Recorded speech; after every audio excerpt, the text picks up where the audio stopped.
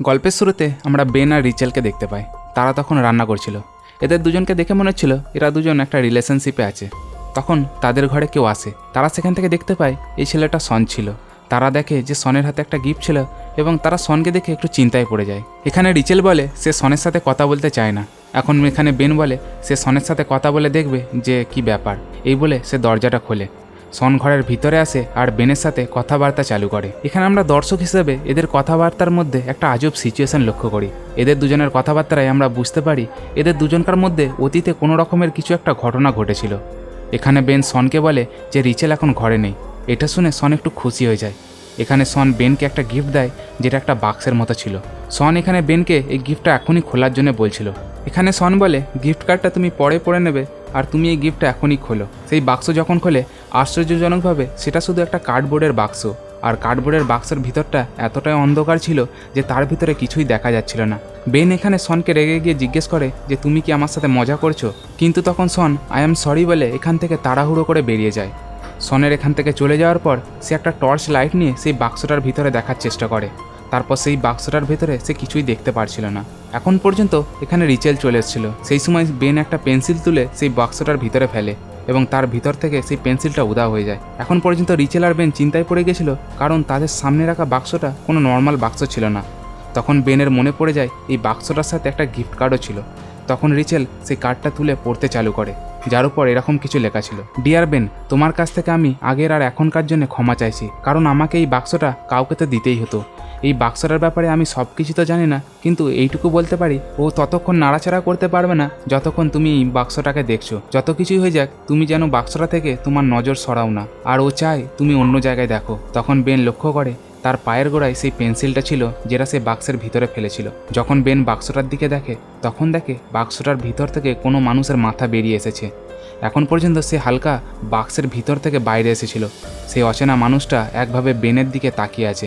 মানুষটাকে দেখে মনে হচ্ছিল সে ভিজে আর এর সাথে সে কোনো কথাই বলছিল না। এই পরিস্থিতি দেখে বেন আর রিচেল একদম অবাক হয়ে যায়। এই সময় বেন সনকে কল করে, কিন্তু বেনের কলটা ডাইরেক্ট সনের ভয়েস মেলে যাচ্ছিল। কিন্তু এধারে বক্সের ভিতরে থাকা মানুষটা একভাবে বেনের দিকে তাকিয়েছিল। এর সাথে সেই মানুষটা সনের আওয়াজ কপি করে সেখানে বলতে শুরু করে। তখন বেন আর রিচেল এখান থেকে বেরিয়ে যাওয়ার প্ল্যান করে। তখন রিচেল তাকে মনে করে দেয় তারা কোনোভাবে সেই বাক্সটা থেকে তাদের নজর সরাতে পারবে না। তখন তাদের মনে একটাই প্রশ্ন করছিল, তারা যদি সেই বাক্সটার মানুষটাকে দেখা বন্ধ করে দেয় তাহলে কি হবে। তখন এটা জানার জন্য প্রায় 1-2 সেকেন্ডের জন্য সেই বাক্সটা থেকে তারা তাদের নজর সরিয়ে নেয়। যখন তারা বাক্সটার দিকে আবার তাকায় তখন দেখে সেই মানুষটা আরেকটু বাইরে বেরিয়ে এসেছে। এখানে আমরা বক্সের উপর তার আঙুলগুলোকে দেখতে পাই। এই পয়েন্টে সেই মানুষটা সনেরই কথাগুলো রিপিট করতে থাকে, কিন্তু তার সাথে নিজে একটা ওয়ার্ড অ্যাড করে। এর সাথে সনের আওয়াজে বলে যা কিছুই হয়ে যাক একে কোনোভাবে এই ঘরটা থেকে বাইরে বেরোতে দেবে না। কিন্তু আসলে সন এরকম কিছু তাদের বলেইনি। এখানে বেন বলে যে বক্সের ভিতরে থাকা মানুষটা ততক্ষণ নড়াচড়া করতে পারবে না যতক্ষণ তারা দেখছে। এখানে তারা প্ল্যান করে বেন সনকে খুঁজতে বাইরে যাবে আর ততক্ষণ রিচেল এই বক্সের ভিতরে থাকা মানুষটাকে দেখতে থাকবে। এখানে রিচেল একা সেই বক্সের উপর নজর রাখতে চাইছিল না।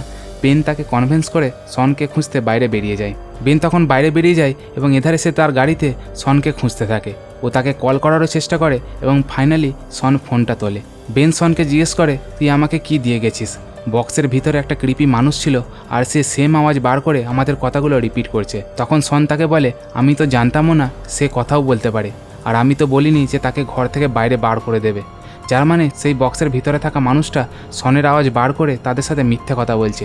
এই পয়েন্টে সন জানতে পারে যে রিচেলও সেই ঘরের ভিতরেই আছে আর সেই মানুষটার উপর নজর রেখে আছে। এটা শুনে সন একদম চিল্লে ওঠে এবং তাকে বলে সেই মানুষটার উপর তোমার নজর রাখা দরকার ছিল, রিচেলকে নয়।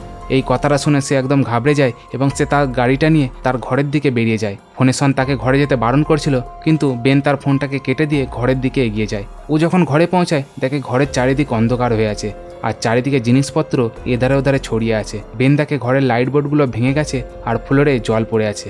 সে ঘরে খোঁজার পরও সেখানে রিচেলকে না সেই অচেনা লোকটাকে দেখতে পায়। এর সাথে দেখতে পায় ঘরের ট্যাপগুলোও খোলা ছিল। বেন রিচেলকে খুঁজতে খুঁজতে বেসমেন্ট থেকে তার আওয়াজ শুনতে পায়। এখন পর্যন্ত আপনারা হয়তো বুঝতেই পেরে গেছেন সেই এন্টিটিটা রিচেলের গলায় আওয়াজ বার করছিল। ও বেসমেন্টে চেক করতে যায় এবং গিয়ে দেখে বেসমেন্টের ভিতরে সেখানে ট্যাপ কলগুলো খোলা ছিল। এখানে আমরা বাথরুমের ভিতরে সেই অচেনা লোকটাকে দেখতে পাই। এখানে পুরোপুরি সেই লোকটা বাক্সটা থেকে বাইরে বেরিয়ে এসেছিল। বেন তাড়াতাড়ি এখান থেকে পালিয়ে বেরিয়ে যাওয়ার চেষ্টা করে, কিন্তু বেন বাথরুমের এন্ট্রি পয়েন্টে কিছু লোককে দেখতে পায়। বেন যখন বাথরুমের দিকে তাকায় তখন সেই অচেনা লোকটাকে সে ভিজে অবস্থায় দেখতে পায়, কিন্তু সেই মুহূর্তেই সেই দরজার পাশে দাঁড়িয়ে থাকা লোকগুলো তার কাছে চলে আসে।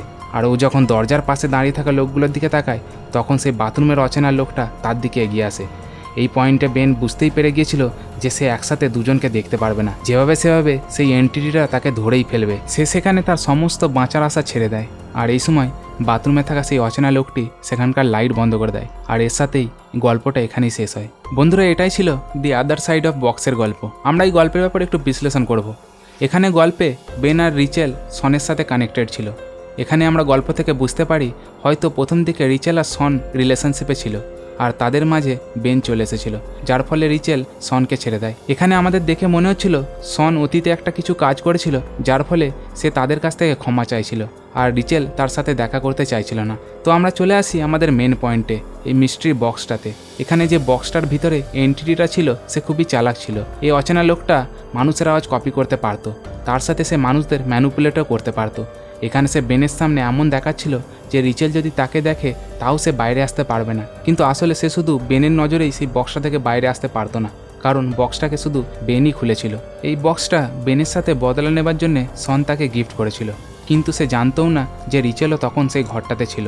যখন সন শুনতে পায় যে রিচেলও ছিল, সে রেগে যায়। ততক্ষণ সেই এন্টিটিটা রিচেলকে হয়তো মেরেই ফেলেছে। এখানে আমাদের মনে হয় এই এন্টিটিটা মানুষদের মেরে তার একটা অংশ বানিয়ে নেয়। আর আমরা বেসমেন্টের ভিতরে অনেক কালো ছায়া দেখেছিলাম, তাদের মধ্যে একটা ছায়াকে আমাদের রিচেলের ছায়া বলে মনে হয়। আজকের এই ভিডিওটা আমাদের এখানেই শেষ করলাম। বন্ধুরা, দেখা হবে আপনাদের সাথে আমাদের নতুন ভিডিওতে।